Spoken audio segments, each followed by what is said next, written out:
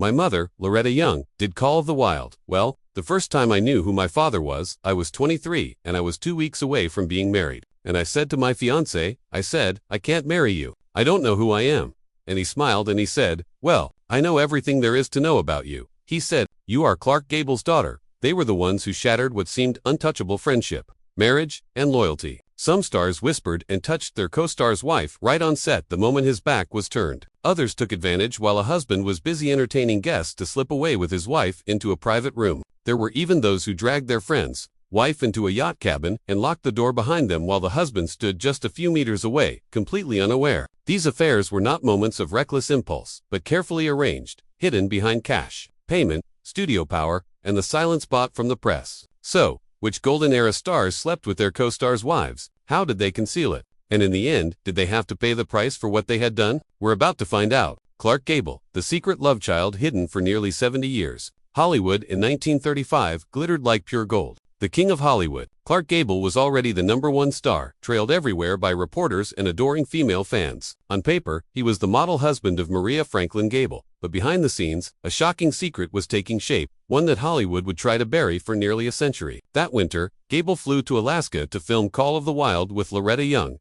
the green-eyed beauty, with a voice as soft as velvet. In the freezing cold, isolated on set, the two often stayed behind after filming, sipping hot cocoa and talking for hours. One lighting crew member recalled, once I saw them walk out of the prop tent near midnight, their hands brushing, their eyes locked on each other. Not long after, Loretta discovered she was pregnant. For a star at the height of her career, and unmarried, it was a devastating blow. But worse still, the father of her child was the most famous man in America, and still another woman's husband. The news reached MGM, and then the studio went into panic. President Louis B. Mayer called an emergency meeting in a locked room on Washington Boulevard. Slamming his fist on the table, his voice thundered, if this gets out, Clark loses everything and the film dies before opening day. That very night, 2 MGM security men quietly entered Loretta's quarters, ordering her to pack and leave Alaska immediately. A guard later recalled, she cried the entire way to the airport, repeating over and over, I don't want to leave like this. Loretta vanished from Hollywood as if into thin air. The press was told she was resting for her health, but in reality, she slipped into a small California town, into a secret maternity home. The baby girl's birth certificate listed the father as John Doe, but the handwriting suspiciously resembled Clark Gable's secretary. Worse still, a love letter from Gable to Loretta, written just before the birth, nearly exploded into scandal. A young reporter stumbled upon the draft, but within hours, MGM men arrived, placed a thick envelope on his desk, and coldly said, you saw nothing.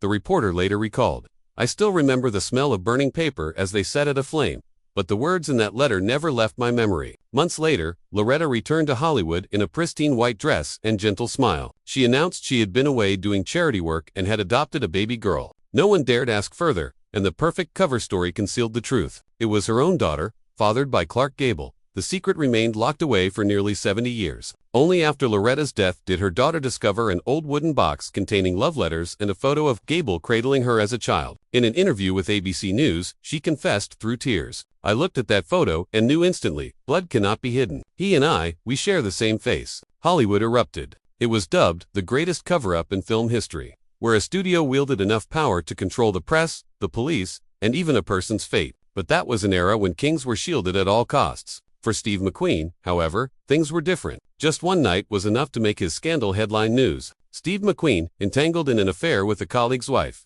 In the early days of their careers, Vic Dion and Steve McQueen were friends. They shared drinks at Musso, and Frank laughed about new films, expensive sports cars, and cross-country drives. But that brotherhood began to fracture on a night later, known as the birth of scandal. A waiter at Ciro's, one of Los Angeles' most exclusive clubs, swore he saw McQueen and Niall Adams seated together in the VIP lounge for hours, giggling like lovers. A drummer, at Mokimbo, recalled Steve didn't hesitate to place his hand on her back. The way he looked at Nyla, that wasn't how you look at your friend's wife. Rumors spread quickly. Vicon heard whispers but brushed them aside, telling a friend, no. Steve's, my buddy.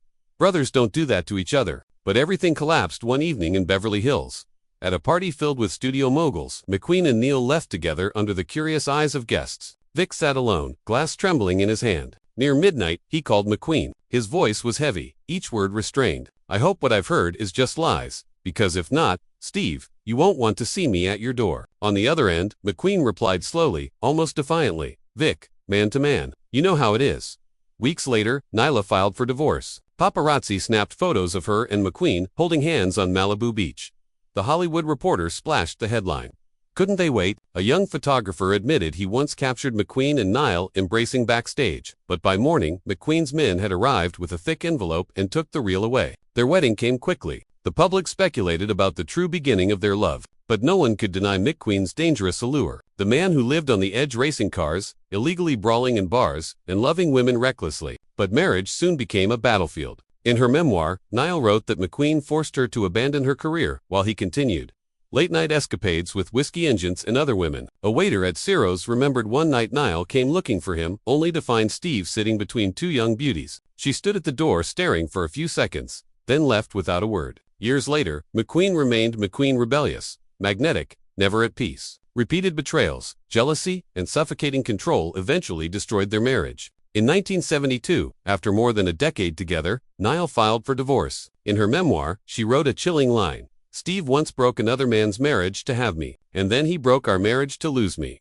If McQueen flaunted his affairs openly, Clint Eastwood sowed his scandals in the shadows of film sets where every glance and touch sparked whispers across Hollywood. And that story began in New Mexico, 1968. Clint Eastwood, an affair in plain sight on set. At noon, on the Hangum High set in the New Mexico desert, the cast was chatting over coffee, when suddenly chairs crashed, cups shattered. Everyone turned in shock. Veteran actor Pat Hingle, UG.com, was charging straight at Clint Eastwood, face-flushed finger, jabbing the chest of Hollywood's man with no name. A lighting technician recalled, "I heard Pat shout, 'You think I don't know?' And Clint just stood there, eyes locked like daring him." Minutes earlier, Pat's wife, Alice Faye, had left the set. Her presence had long raised questions. She wasn't in the film yet. She was there nearly every day. At first, people thought she was just visiting Pat, but gradually, it became clear she spent more time near Clint's trailer than her husband's.